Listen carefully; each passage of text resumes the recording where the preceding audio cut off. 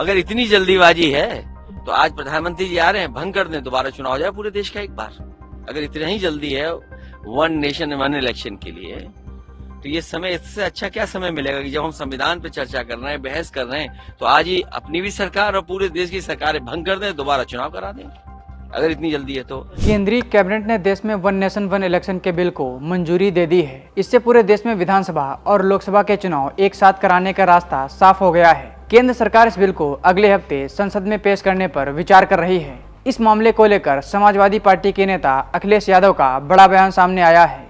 अखिलेश यादव ने केंद्र सरकार पर तंज कसते हुए कहा है कि अगर पीएम मोदी को इतनी ही जल्दी है तो केंद्र और राज्यों की सभी सरकारों को भंग कर दें और देश में एक साथ चुनाव कराएं। अखिलेश यादव ने इसके साथ और भी बहुत कुछ बोला है, जिसे आप इस वीडियो में सुन सकते हैं। अगर इतनी जल्दीबाजी है तो आज प्रधानमंत्री जी आ रहे हैं, भंग कर दें, दोबारा चुनाव हो जाए पूरे देश का एक बार। अगर इतना ही जल्दी है वन नेशन वन इलेक्शन के लिए, तो ये समय, इससे अच्छा क्या समय मिलेगा कि जब हम संविधान पे चर्चा कर रहे हैं, बहस कर रहे हैं, तो आज ही अपनी भी सरकार और पूरे देश की सरकारें भंग कर दें, दोबारा चुनाव करा दें, अगर इतनी जल्दी है तो। और फिर हमने हाल तो वही देखा है ना, नारी बंधन, जो एक महिलाओं को सम्मान के लिए नारी बंधन, क्या आरक्षण हो गया महिलाओं का? और याद कीजिए कब फैसला लिया था सरकार ने। इसलिए आप उनके जुमले में मत उलझिए, वो आपको हमको उलझाना चाहते हैं। ये खोदने वाले लोग हैं और हम सब लोग नए रास्ते खोजने वाले लोग हैं। इससे भी बड़े मुद्दे हैं, वन नेशन वन इलेक्शन से भी बड़े मुद्दे हैं।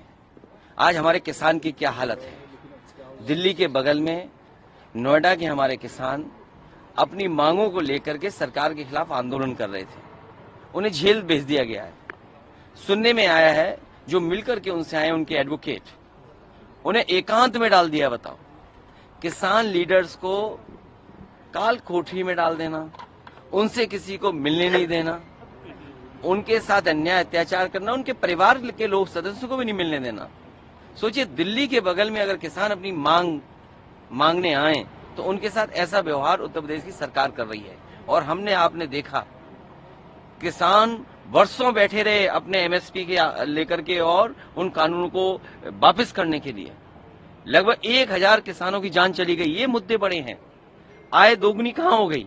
और फिर सोचना चाहिए हमें और आपको, जब संविधान पे हम लोग चर्चा कर रहे हैं, दुनिया में हमारा देश आगे बढ़े, हम सब चाहते हैं। सब सरकारों का योगदान है देश को खुशहाल बनाने में। लेकिन आज सवाल सबसे बड़ा ये है कि जब हम 140 करोड़ की आबादी में सबसे ज्यादा हम अनाज दे रहे हों, अगर आपकी पर कैपिटा इनकम बढ़ गई हो, तो कम से कम सरकार को ये बताना चाहिए कि नीचे से ऊपर वाले 60% आबादी के लोग, उनकी पर कैपिटा इनकम क्या है। अगर उनकी पर कैपिटा इनकम बड़ी होगी तो शायद देश भविष्य में हमारा विकसित देश बन जाए।